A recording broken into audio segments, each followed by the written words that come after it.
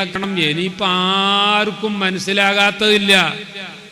ഇന്ന് എനിക്ക് തോന്നുന്നു മാതൃഭൂമി TV ചാനലിൻ്റെതാണെന്ന് തോന്നുന്നു. ഞാനൊരു റിപ്പോർട്ട് കാണുകയുണ്ടായി.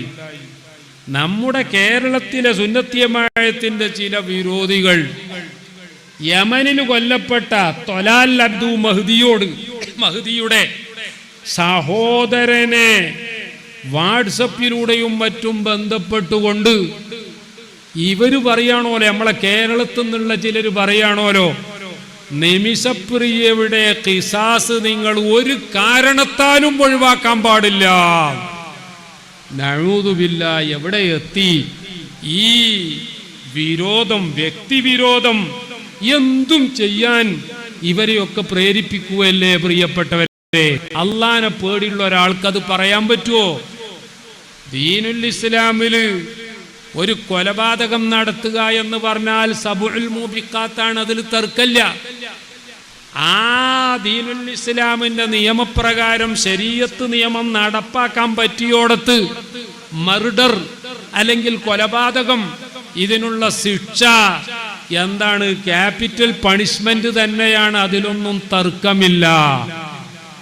അതേ സമയം ഏത് വലിയ കുറ്റം ചെയ്ത ആളായാലും മനുഷ്യന്മാർ തമ്മിലുള്ള കുറ്റമാണ് എങ്കിൽ, ഇപ്പൊ ഉദാഹരണമായിട്ട് എന്നെ ആക്രമിച്ച കേസാണ്, അല്ലെങ്കിൽ എന്റെ ഉത്തരവാദിത്വത്തിലുള്ള ആളെ കൊന്ന കേസാണ്, ഇത്തരം കേസുകളിലൊക്കെ മാപ്പ് നൽകുക എന്നത് വളരെ വലിയ പുണ്യമുള്ള കാര്യവുമാണ്.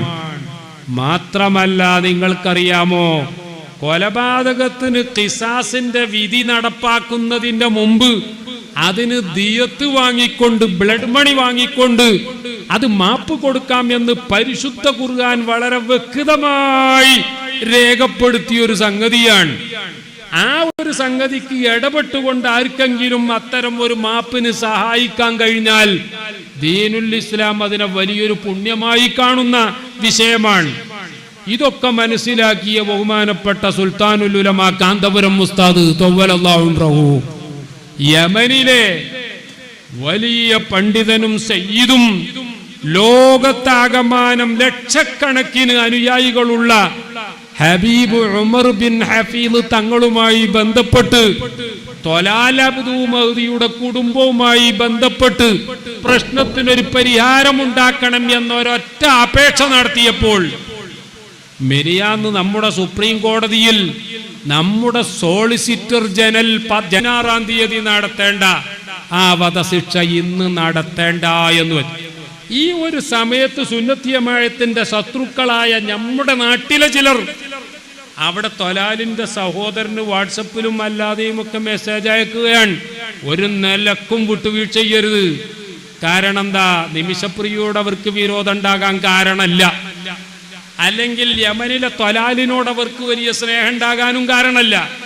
പക്ഷേ സൂഫി പണ്ഡിതനായ ഹബീബ് ഉമറോ, ആ സൂഫി പണ്ഡിതൻ ഇതിൽ ഇടപെടാൻ ബഹുമാനപ്പെട്ട കാന്തപുരം ഗ്രാൻഡ് മുഫ്തി ഓഫ് ഇന്ത്യയോ, എന്നാ പിന്നെ നിമിഷപ്രിയ കൊല്ലപ്പെടുക തന്നെയാണ് വേണ്ടത് എന്ന രീതിയിൽ ചിന്തിക്കുന്ന പല സംഘികളും, ഞാൻ അങ്ങനെ തന്നെ പറയുന്നത്, ഞാൻ നേരത്തെ പറഞ്ഞ നമ്മുടെയൊക്കെ പേരുള്ള ചില സംഘികളുണ്ട്, അവരെ അടക്കം ഉദ്ദേശിച്ചുകൊണ്ടാണ്.